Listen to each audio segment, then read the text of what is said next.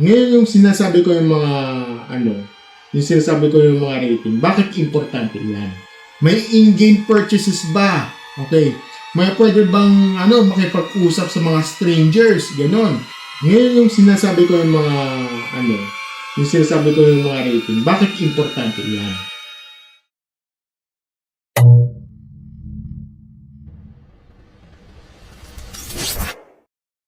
Hello mga stories, welcome back sa isa na namang content dito sa ating channel mga stories.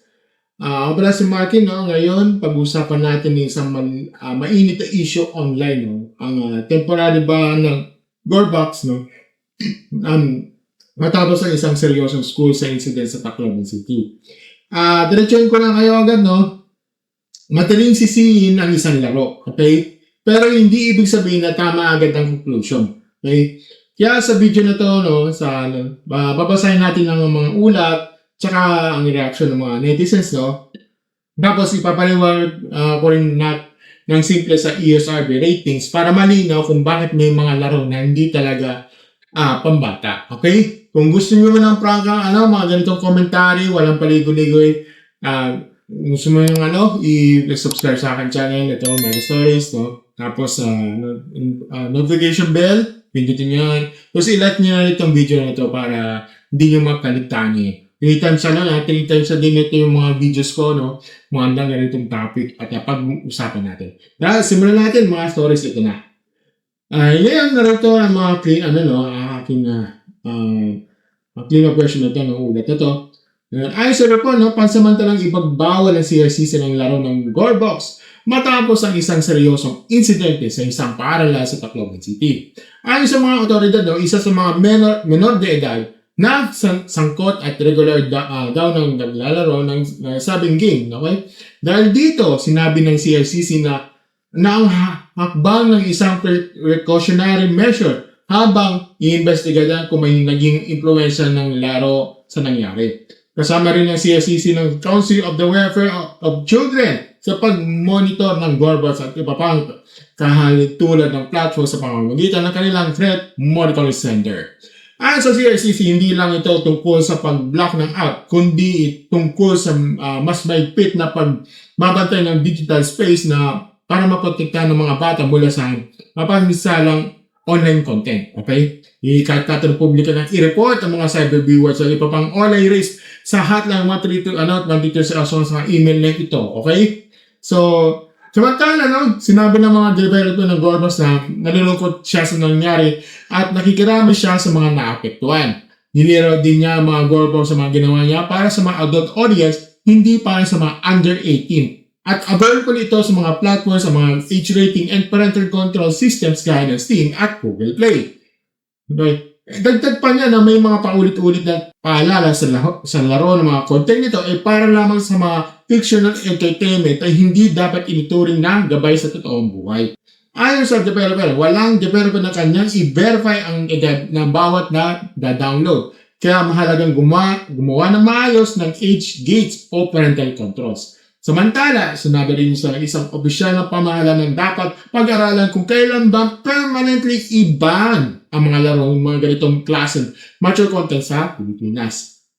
Yan naman ito naman ang clean up na version mga comments na ito sa mga netizens, no? Yan, sabi na dito na nagsimula raw sa bahay na paghubog sa bata. Kapag kulang ang gabay, ibang taong content sa pwedeng maging impluensya. Next naman, sabi dito, may mga magulang daw na nagsasabing pareho daw sila busy at walang oras, pero para sa iba, hindi raw sapat ng dahilan. Yun, para hindi mabantayan ang digital habits ng anak. Sabi na dito, may bahagi din ng kahit lumaki siyang madalas na mag-isa at exposed sa TV at games. Hindi naman daw itong automatically nagtutulak ng maling asal. Para sa kanya, may mas malalim pang dahilan sa likod ng ganitong behavior. Sabi na dito na may nagsabi ng mahalaga ng environment sa bahay. Kung may mga bata na lumaki na paligid sa normal na harsh jokes at mabibigat na pananalita, pwede raw itong ma-absorb bilang ordinary lang. Okay.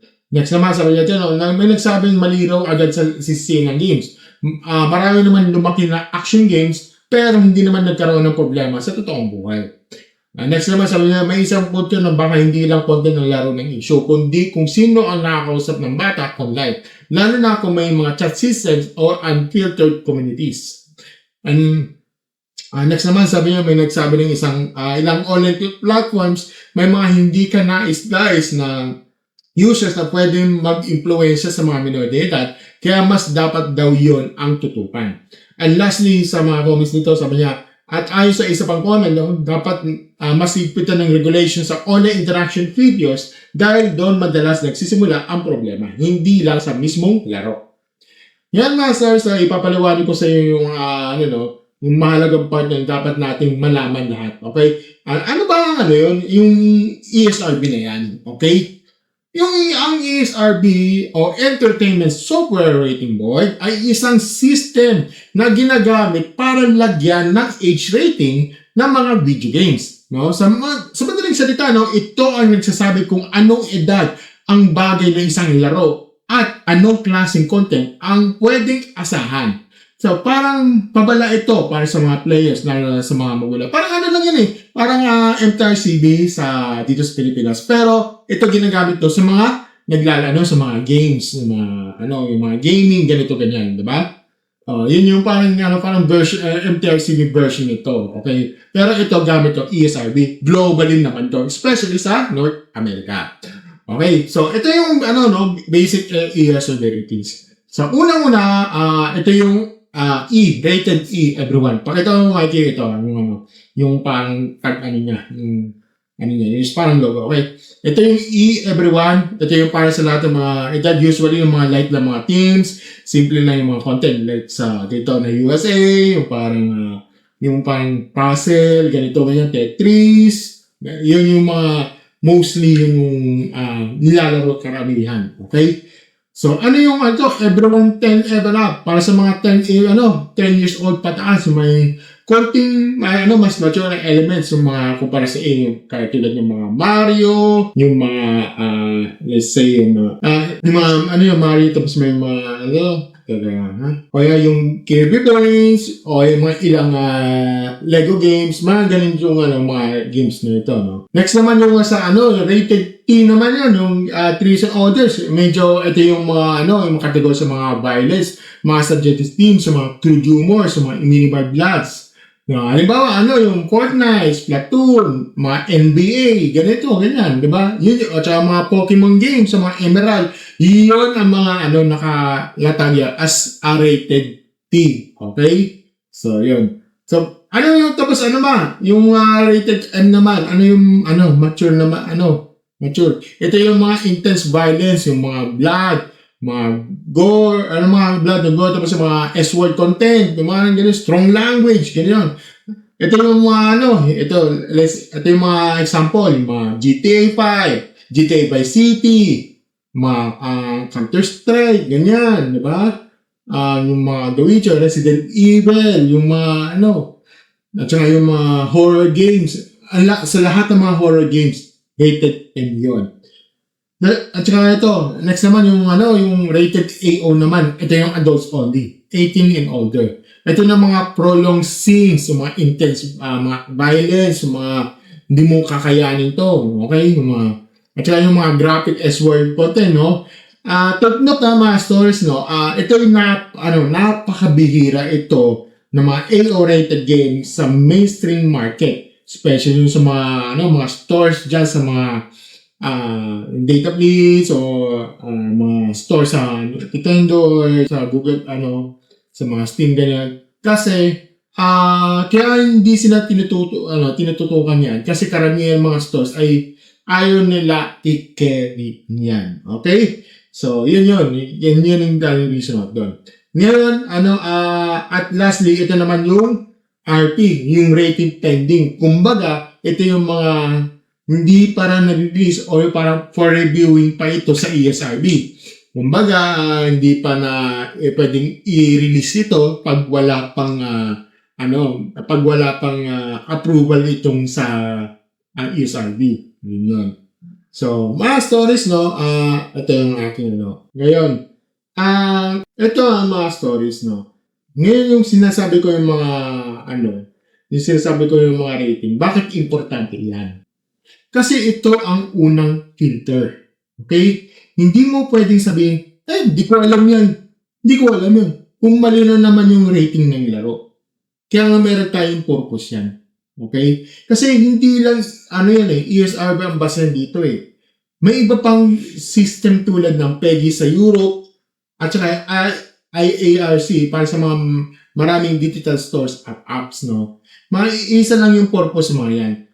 Bakit kailangan, sabihin ko may content ay pambata ba or hindi. Ito ginagamit ka para, ma-filter nila eh. Parang parang LTRCB, di ba? May rated G, may rated PG, mayroong SPG, mayroong rated 13, 16. Ganun din yan. Okay? Parang nag-rating, nag-filter out lang yan. Okay?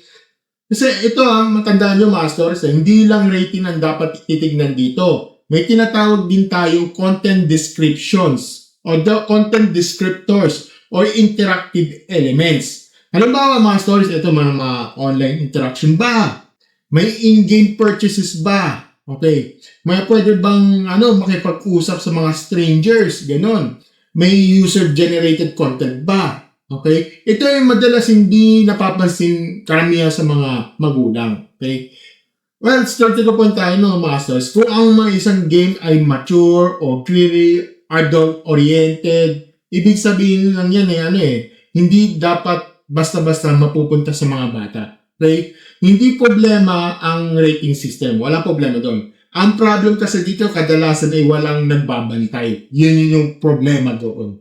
Okay? So, yan. Ang opinion ko dito, medyo diretsang to. Masyadong madaling sisihin itong laro na to. Sa tuwing naman malaking issue, laging may tendency na ilanaw sa maharap ng pinakamadaling masisisi dito, no? At sa pagkakataong ito, ang napiling target ay isang game. Pero kung totoo, hindi sapat ang regular player siya para sabihin ang laro na agad ay ugat ng problema. Ang daming taong lumaki sa action games, competitive games, at saka mature rated games. Pero hindi naman nagkaroon ng seryosong problema sa totoong buhay. Tsaka at saka may rating nga ba? Bakit parang ngayon lang ito naisip? Ito kasi yung punto ko dito mga stories.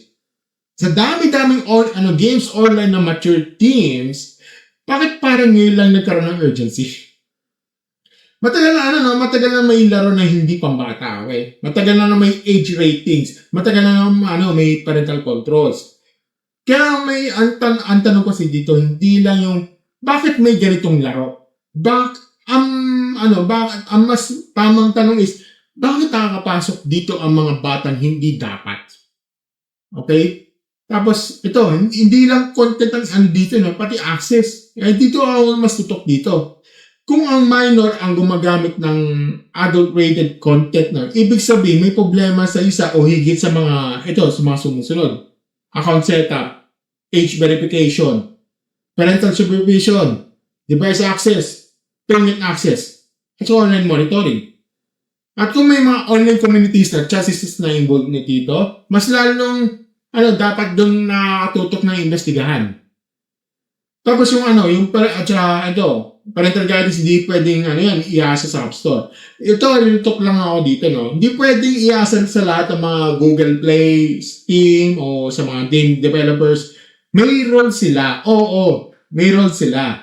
Pero, ang unang bantay ng bata ay hindi sa App Store. Magulang, guardian, bahay. Okay? Kung busy ang magulang, naiintindihan ko dyan naiintindihan ko kung busy ang mga magulang. Pero kahit busy ka, kailangan mo pa rin malaman ano ang dinadownload ng anak mo. Sino bang kausap niya online? Ilang oras siya nakatutok sa device? Anong klaseng content ang normal sa kanya? Hindi pwede, bahala na sa screen. Hindi ganoon. Kailangan niyan itututok yan. Yung mga apat na yan, okay? Yeah, ito mas malaking issue dito sa online ecosystem nito, At ito ang tingin ko kulang ito sa usapan Maraming platform ngayon ay may public chat, user-generated spaces, random interactions, Weak moderation. Madaling lusutan ng mga H-gates. Ang daming loophole yan. Lalo na yung sa lusutan yung H-gates, ang daming loophole. Kasi kung dapat tutukan dito, yun ang digital environment ng bata. Hindi lang pangalan ng laro. Okay? Tsaka ito hindi ako pabor sa mga padalos-dalos ng permanent ban dito Temporary review, sige, oo, naiintindihan ko yan. Temporary ban, okay, go. Investigation, fair yun, okay. Pero kung ang ending ay permanent ban agad na walang malinaw at matibay na basehan, para sa akin, napakadelikado yan. Bakit? Okay? Kasi kapag simulan mong i-ban ang content based lang sa mga panic, saan yan titigil? Today ito. Bukas, ibang game. No? Susunod, ibang app naman. Hanggang sa wala nang malinaw na standard. Okay? Ito, kung totoo gusto mong protektahan ng kabataan, ito ang unahin ninyo.